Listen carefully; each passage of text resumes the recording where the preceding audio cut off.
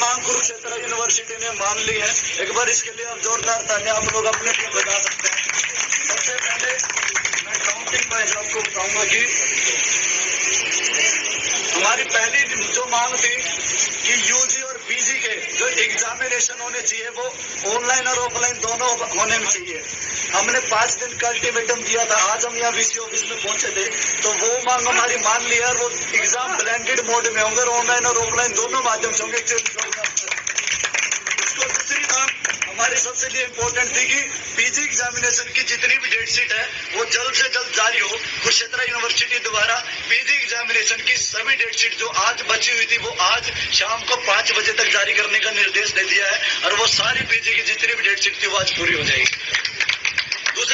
तीसरी सबसे इम्पोर्टेंट जो मांग थी एडिशनल और इम्प्रूवमेंट के पेपर, जिसको लेकर विद्यार्थियां धक्के खाता था, जिन्होंने 30-30 हजार रुपए फीस देकर यहाँ पर एप्लीकेशन दी थी।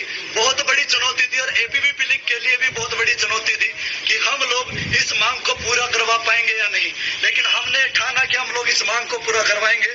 उसको लेकर आज हमने यहाँ ज्ञापन दिया और 5 दिन का समय दिया था और आज इम्प्रूवमेंट और एडिशनल की परीक्षा की भी तिथि निर्धारित कर दी गई। हमने कहा था कि रेगुलर विद्यार्थियों के साथ परीक्षा हो, लेकिन यूनिवर्सिटी ने 3 दिन पहले नोटिस दिया था कि हम अगस्त में कराएंगे, लेकिन हमने कहा था कि अगस्त में नहीं, हमको रेगुलर स्टूडेंट के साथ चाहिए।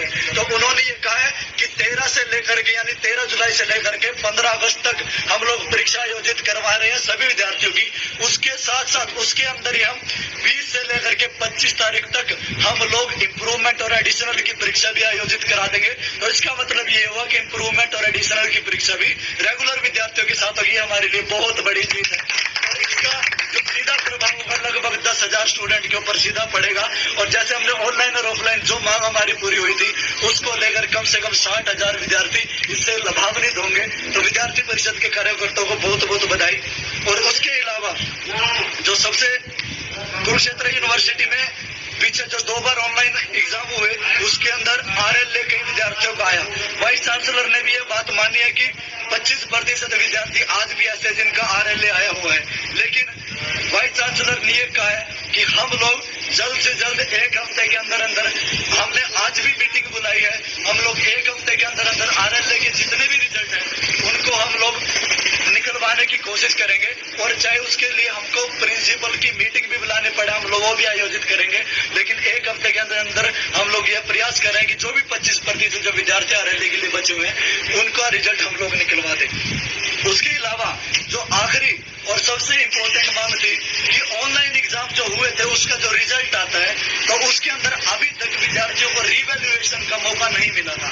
रीवैल्यूएशन का मतलब ये होता है कि विद्यार्थी जब वो फॉर्म भरता है तो अगर वो अपने रिजल्ट से संतुष्ट नहीं है तो वो अपना रिजल्ट को रीवैल्यूएशन का फॉर्म भर के अपना रिजल्ट दोबारा चेक करवा सकते हैं। लेकिन पिछले 2 बार परीक्षा हो चुके हैं लेकिन ये रिजल्ट अभी तक नहीं आया। तो विद्यार्थी परिषद ने मांग की थी कि पिछली बार भी जो परीक्षाएं थी उनका रिवैल्यूएशन और उनके साथ साथ जो अब जो परीक्षा होने वाली है उनका रिवैल्यूएशन भी सुचारू रूप से हो। तो वाइस चांसलर ने बात मानी है कि हम लोग डिपार्टमेंट के सभी विभागाध्यक्ष से बात करके जिन जिन विद्यार्थियों का अभी तक रिवैल्यूएशन भरने में सक्षम नहीं है या जिन जिन क्लासों को अभी तक हमारी साइट पे नहीं दिखाया जा रहा है, हम लोग यह प्रयास करेंगे कि सभी विभागाध्यक्ष से बात करके हम लोग वो सारी क्लासों का जो रिजल्ट है हम लोग उसके साइट पे डलवाएं और रिवैल्यूएशन के लिए पोर्टल खोलने का काम करें। और उन्होंने वाइस चांसलर ने विद्यार्थी परिषद के माध्यम से यह भी मांग की है कि आप सब लोग विद्यार्थियों को बताइए और जिसका आरएलए है और जिसका रिवैल्यूएशन है वो आरएलए भरना चाहते हैं तो वो विद्यार्थी जो आरएलए भरना चाहता है वो अपने संबंधित कॉलेज में एप्लीकेशन दे और यूनिवर्सिटी में भी एप्लीकेशन दे और उनकी एप्लीकेशन पे हम सीरियसली काम करेंगे। और दूसरा जो रिवैल्यूएशन भरना चाहता है अगर रिवैल्यूएशन की हमारे को लेकर उनकी क्लास से नहीं दिखाई जा रही है, वो रिवैल्यूएशन फॉर्म नहीं भर पा रहा है तो वो सीधा वाइस चांसलर ऑफिस या रजिस्ट्रार ऑफिस या कंट्रोलर ऑफिस में एप्लीकेशन दे, तुरंत प्रभाव से उसके ऊपर कार्रवाई होगी। तो इसका मतलब ये हुआ कि आपकी सातों की 7 मांगे मान ली गई है।